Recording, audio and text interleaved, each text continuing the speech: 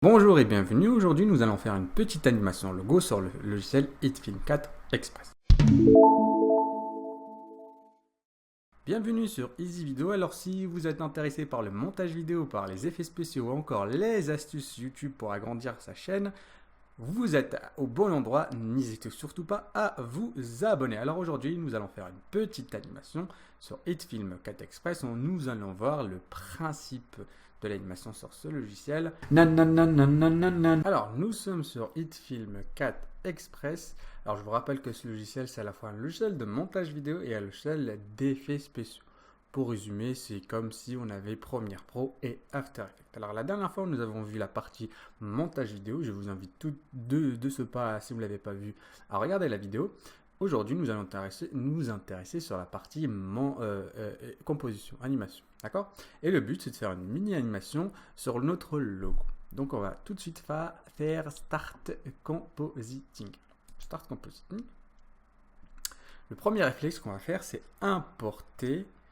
Retenez bien, on va importer nos médias. Donc si ça se passe ici, ça se passe dans médias. Donc je double-clique et j'importe les médias. Je vais importer mon logo qui se trouve ici, mon logo. Et je vais importer aussi l'audio. Donc je double-clique et j'importe, rien de très compliqué. Alors là, on va simplement faire glisser-déposer. Je glisse, je dépose. Je dépose mon logo et je dépose mon audio. Mon logo, comme il a un fond transparent, c'est un PNG, c'est un logo classique avec un fond transparent, je vais ici sur HitFilm 4 Express ajouter un nouveau fond. Très simple, on va faire New Layer, Plane. Alors ceux qui utilisent After Effects, c'est l'équivalent des solides. Donc là, je vais l'appeler fond et je vais choisir la couleur. Donc la couleur ici, c'est blanc. Et je vais faire Match to Timeline qui veut dire tout simplement que la taille de mon fond va correspondre à la taille de ma vidéo finale. Donc je fais sur OK. Donc ici, le fond apparaît mais mon logo a disparu. C'est normal parce que le fond est au-dessus. Donc la seule chose que je vais faire, c'est simplement le passer au-dessous. Glisse, on dépose et hop. Donc on a mon logo qui est au premier plan. On a mon fond qui est au deuxième plan. Et bien sûr, l'audio n'est pas visible. Donc on met n'importe où, ça ne changera pas. Donc ici, ce petit œil, cette petite icône va activer, désactiver l'élément. D'accord? Et ici, de manière générale, on a le temps. Ici, notre tête de lecture. On reste sur du classique, hein, notre date de lecture. Ici, on a notre timeline, notre temps, pardon. Timecode. Ici, on a notre timecode. Rien de plus compliqué. Donc, la notion d'animation comporte deux éléments. Alors, on a d'abord la valeur et on a le temps. Alors, Kezako, on va animer dans le temps. D'accord? On va changer la valeur dans le temps. Pour ce petit tutoriel, on va faire une petite animation qui correspond au son. D'accord? Donc, je vais sélectionner mon logo et ensuite, je vais cliquer ici sur ce petit triangle. Et là, on a une panoplie de propriétés. L'avantage de ça, c'est qu'on va pouvoir les animer. On va pouvoir les modifier, les animer. Donc, on va d'abord cliquer sur Transform. Donc là, ça va concerner tout ce qui sera la position, l'opacité, etc. Donc, on a l'opacité qui est la transparence, tout simplement l'opacité en français. Hein. On a la position, on a l'échelle qui est Scale et on a la rotation. L'idée, c'est quoi? C'est tout simplement animer l'opacité dans le temps. Alors, comment on fait ça? On va d'abord défiler comme ça.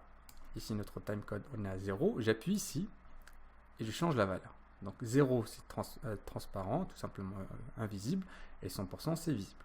Donc j'appuie ici et j'appuie 0. Comme ça, je mets 0%. Alors, pourquoi j'appuie ici? Je vais vous l'expliquer dans quelques secondes.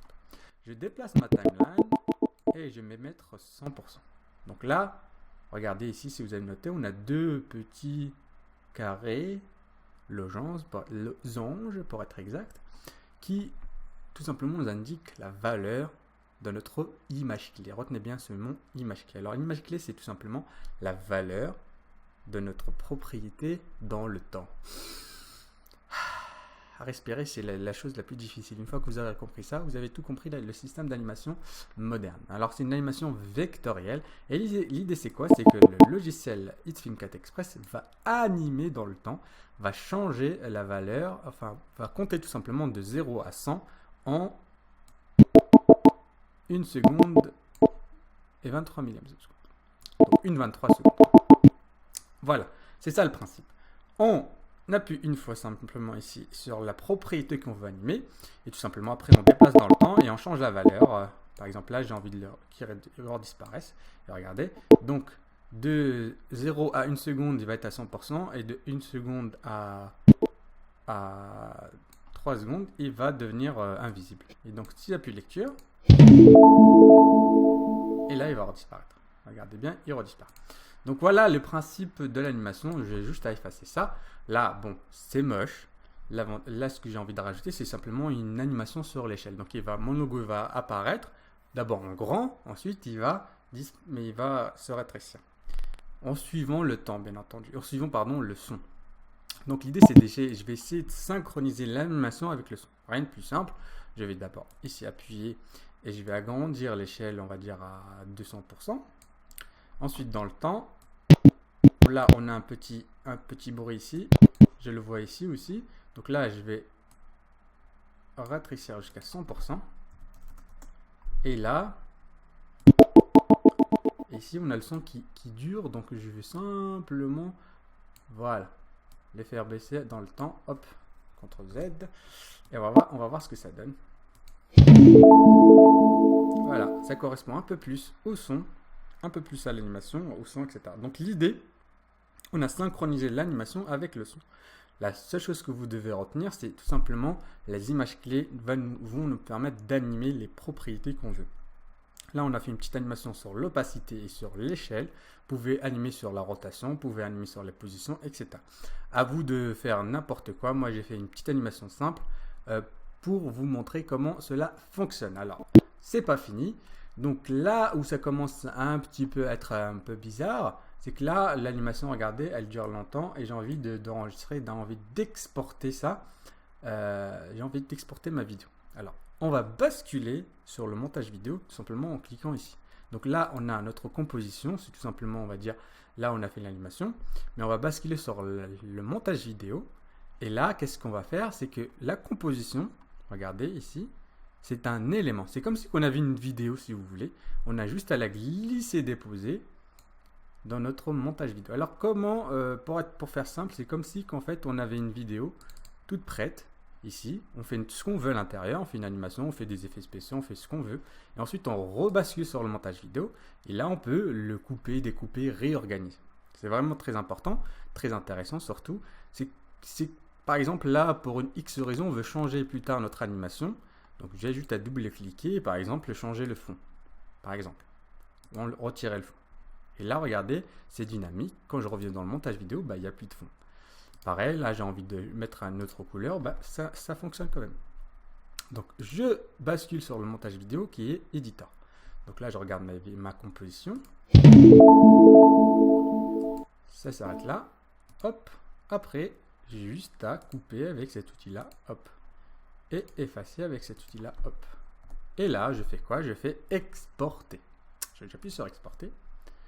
Et là, bien entendu, je vais l'exporter en MP4. Alors, ceux qui n'ont pas, j'ai reçu beaucoup de commentaires comme quoi vous n'avez pas le MP4, etc.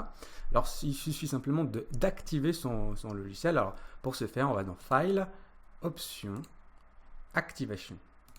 D'accord? File, Options, Activation. Là, j'ai caché mes coordonnées, mais vous mettez votre mail, etc., etc. D'accord? Vous pouvez activer et désactiver le programme comme bon vous semble. Une fois que vous aurez activé avec un mail valide, vous aurez toutes ces options. Donc là, je laisse les paramètres par défaut et je fais exporter. Et là, je vais l'appeler tout simplement animation. Voilà. Après, juste à exporter et on patiente. Et voilà, je vous remercie tout simplement d'être de plus en plus nombreux à me suivre, à vous abonner. Merci énormément. Alors, si vous avez des suggestions de tutoriels, si vous voulez d'autres tutoriels, d'autres techniques, n'hésitez surtout pas. Alors, vous avez le choix entre la prochaine vidéo, je vous laisse, il y a un vote qui va s'afficher. Je vous dis à très bientôt et merci encore d'être là.